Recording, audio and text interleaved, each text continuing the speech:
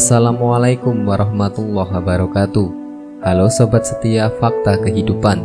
Tidak lupa kami sampaikan salam sehat, salam sejahtera. Semoga tercurah segala bentuk kebaikan dan juga kita semua dalam lindungannya. Seperti biasa, kita akan berbagi kisah dari yang unik, menarik sampai bikin nangis.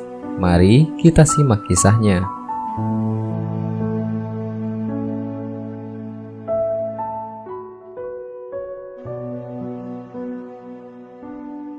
Kisah nyata. Kisah siksa kubur orang yang pelit.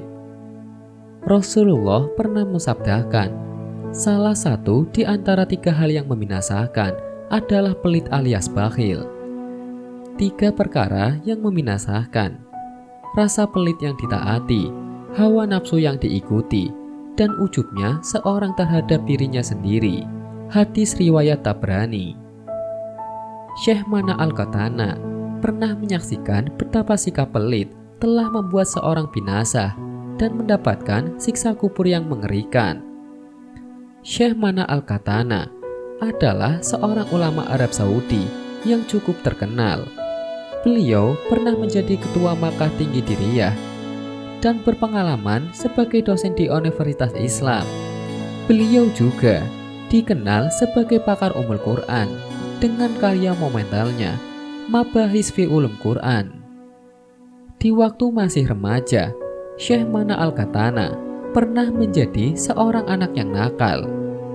Gara-gara kenakalan itulah beliau mengalami kisah yang luar biasa ini. Di salah satu kampung, ada seorang kaya raya yang terkenal sangat pelit. Meskipun uangnya sangat banyak dan hartanya melimpah, ia tidak mau peduli dengan orang-orang sekitarnya. Ia tidak mau menyantuni para duafa dan tidak pula mau berbagi kepada tetangganya. Sampai suatu hari ia jatuh sakit. Para tetangga yang tahu betul betapa pelitnya dia tak mau menjenguk dan membantunya. Jadilah ia sengsara sendirian. Sakit dirasakan seorang diri tanpa ada yang mau mengunjungi dan mau peduli. Hanya satu orang yang mau ke sana dan dekat dengannya, yakni Mana Al-Qatana muda. Karena peduli dengannya, Mana jadi tahu apa saja yang dilakukan oleh orang kaya itu dan bagaimana sifat bakhil telah membutakan akal pikirannya.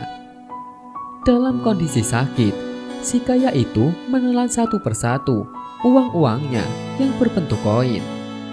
Ia tak mau hartanya itu jatuh ke tangan orang lain. Ia mau membawanya mati. Agaknya ia juga ingin mempercepat sakaratul maut. Dan terjadilah hari itu, ketika ajal menjemputnya. Orang-orang heran dengan berat jenazahnya yang hendak dimakamkan. Orang ini tidak gemuk, tapi kok berat sekali, kata orang-orang.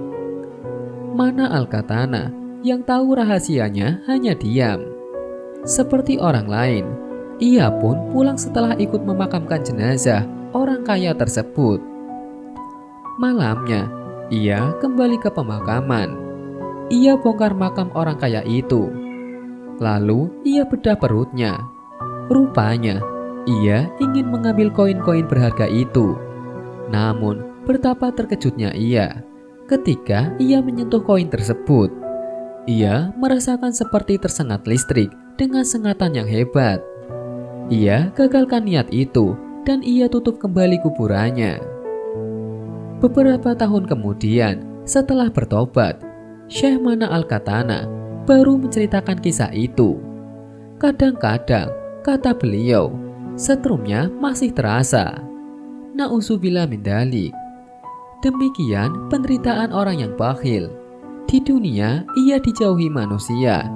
Di alam kubur ia mendapatkan siksa. Na'udzubillah. Wallahu a'lam bishawab.